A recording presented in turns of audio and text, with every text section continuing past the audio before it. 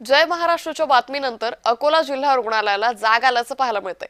पत्नीनं पाठीवरून आणलेल्या व्यक्तीवर उपचार सुरू आहे। रुग्णासाठी व्हीलचेअरसह रुग्णवाहिकाही उपलब्ध करून देण्यात आली आहे। अकोला शासकीय रुग्णालयात स्ट्रेचर नसल्यानं रुग्णपतीला थेट पाठीवर बसवत त्याच्या उपचारासाठी जीवाच्या आकांतानं धावपळ करणाऱ्या महिलेचा व्हिडिओ व्हायरल झाला होता। जय महाराष्ट्राने ही बातमी प्रसारित करत आरोग्य विभागाच्या कारभारावर सवाल उपस्थित केले होते।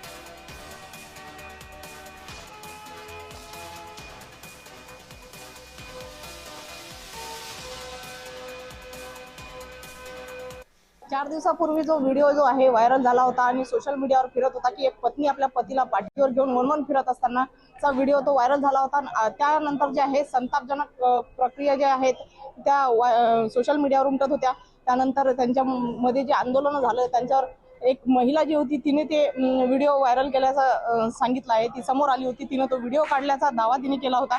त्यानंतर डीनशी आम्ही संपर्क केला तर डीन यांनी एआयचा असल्याचं सांगितलं। त्या एआयच्या असल्या सांगण्यानंतर जी आहे ती नाठे नावाची एक महिला आहे त्या समोर आल्या होत्या आणि त्यांनी सांगितलं की हा एआयचा व्हिडिओ नसून हा मी काढलेला आहे। त्या महिलेला स्ट्रेचर इथं उपलब्ध झालं नव्हतं म्हणून ती महिला जी आहे आपल्या पतीला जी आहे पाठीवर घेऊन या संपूर्ण रुग्णालयात फिरली होती। त्यानंतर ती गायब झाली होती।